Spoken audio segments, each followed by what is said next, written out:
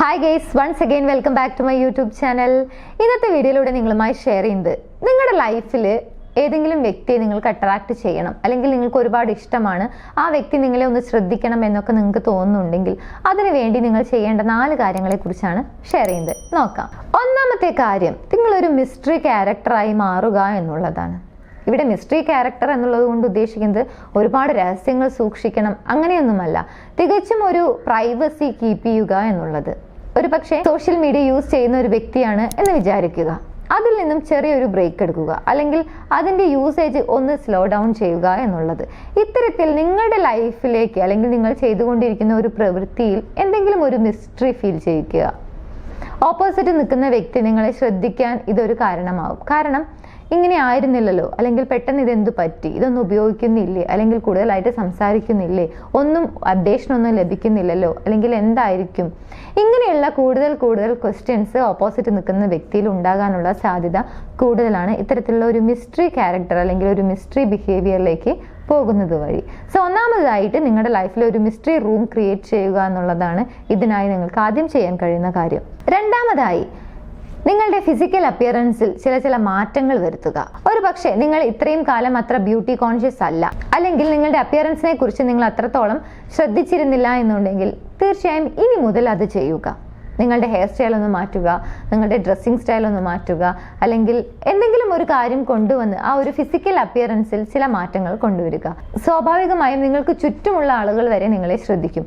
എന്താണ് ഒരു മാറ്റം, അല്ലെങ്കിൽ ഹെയർ സ്റ്റൈലൊക്കെ മാറ്റിയല്ലോ, അല്ലെങ്കിൽ വളരെ നീറ്റ് ആയിട്ടുള്ളല്ലോ ഡ്രസ്സിങ്, ഇങ്ങനെയുള്ള ക്വസ്റ്റ്യൻസ് നിങ്ങൾക്ക് വരാനുള്ള സാധ്യത കൂടുതലാണ്.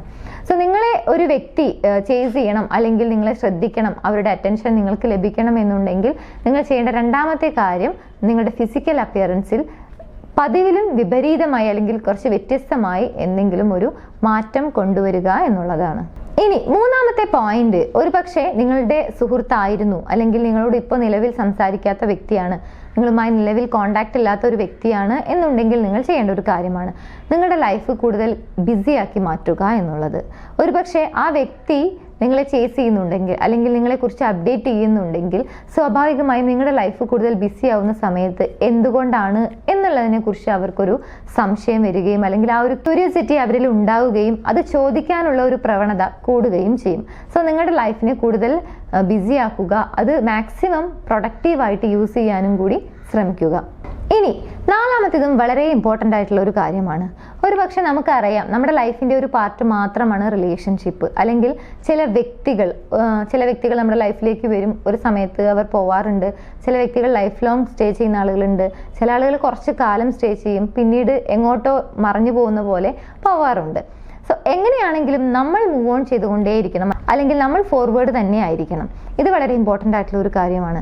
സോ നിങ്ങളുടെ ബെസ്റ്റ് വേർഷൻ ആയിരിക്കണം നിങ്ങൾ എപ്പോഴും നൽകിക്കൊണ്ടിരിക്കേണ്ടത്. അത് നിങ്ങൾക്ക് തന്നെയാണ്.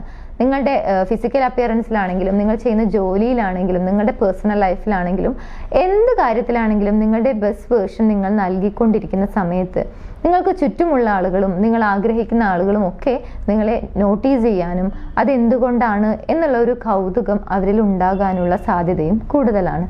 സോ എന്ത് കാര്യം ചെയ്യുമ്പോഴും നിങ്ങളുടെ ബെസ്റ്റ് വേർഷൻ ആയിരിക്കണം നിങ്ങൾ ചെയ്യേണ്ടത്. ഒരു ഉദാഹരണം നോക്കുകയാണെങ്കിൽ, നിങ്ങൾ ആഗ്രഹിക്കുന്ന വ്യക്തി, അതായത് നിങ്ങളെ ശ്രദ്ധിക്കണം അല്ലെങ്കിൽ നിങ്ങളെ നോട്ടീസ് ചെയ്യണം എന്ന് ആഗ്രഹിക്കുന്ന വ്യക്തി നിലവിൽ അവരുമായിട്ട് ഒരു കോണ്ടാക്റ്റും ഇല്ല.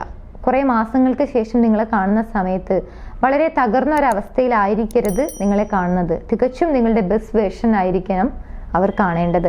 അങ്ങനെയാകുമ്പോഴാണ് നിങ്ങൾക്കൊരു വ്യക്തിയെ അട്രാക്ട് ചെയ്യാൻ കഴിയുന്നത്, അല്ലെങ്കിൽ അവരിൽ ഒരു പോസിറ്റീവ് ഇംപ്രഷൻ നിങ്ങൾക്ക് ഉണ്ടാക്കിയെടുക്കാൻ കഴിയുന്നത്.